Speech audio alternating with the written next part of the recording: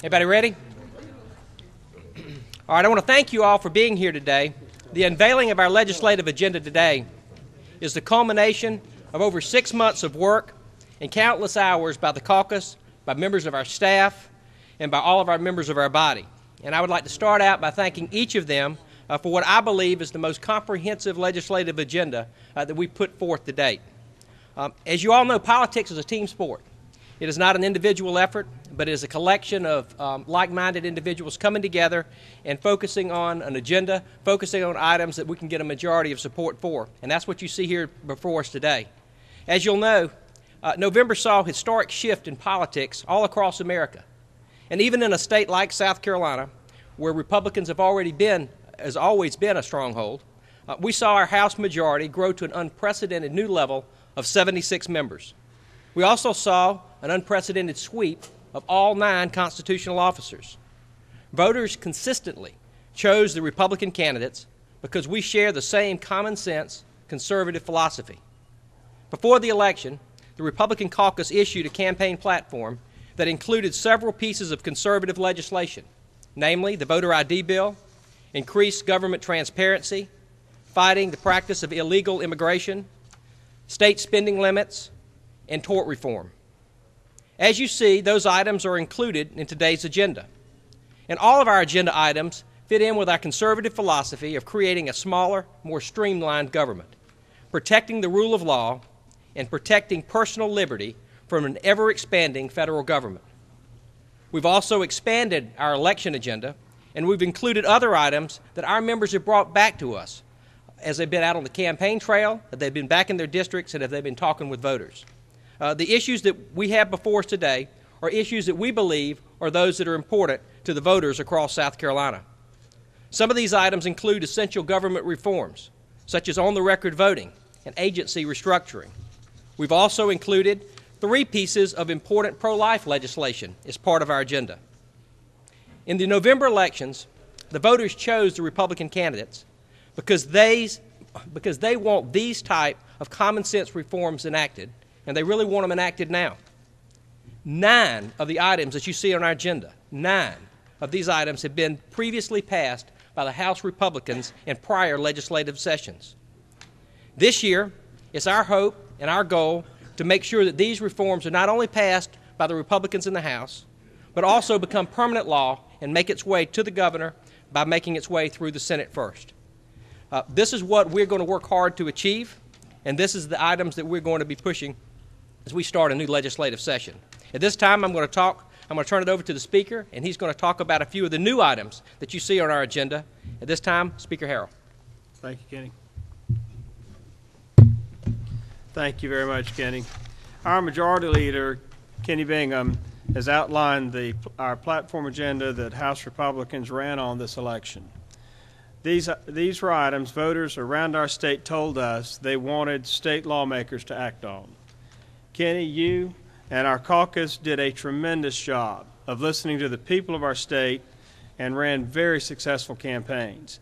The results speak for themselves.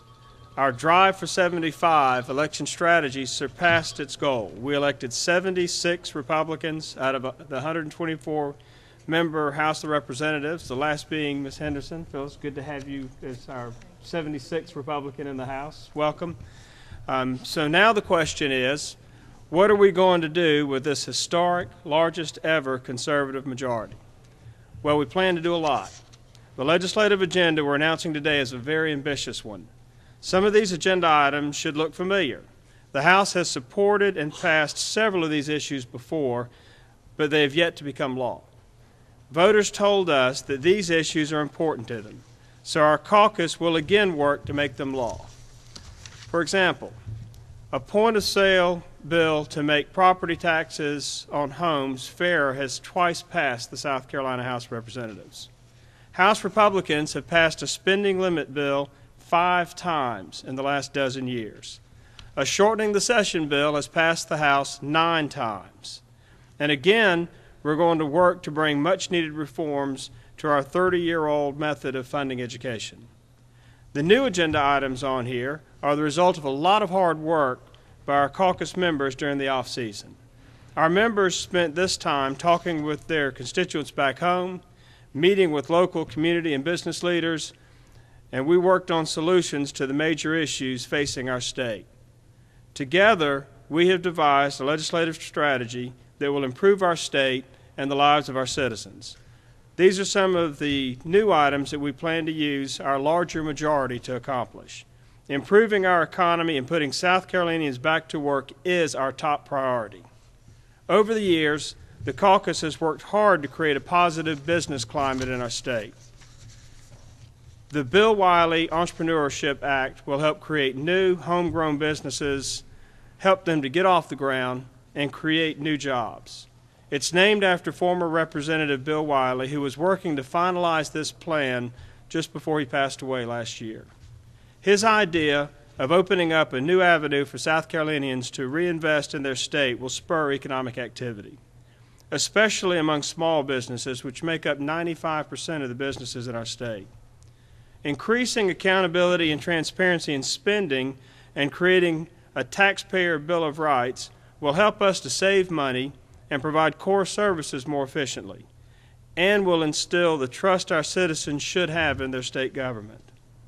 The repeal amendment will help protect state sovereignty against unfunded federal mandates. This is a national movement we've been working on with other states to create a United States constitutional amendment that will give states the rights our founding fathers originally intended. If 2/3 of all state legislatures voted to repeal an overreaching federal law, the law would be struck down. We need to rein in D.C.'s runaway Congress, and the repeal amendment is the tool that can make that happen. There are a lot of crucial issues included in this agenda. Their aim is to create jobs, reform government, and improve the lives of our citizens. It's a solid agenda and one that will produce real results. You've got a complete list of the agenda items we'll be tackling this session that we've already given out to you. So we'll now pause and take any questions that any of you may have.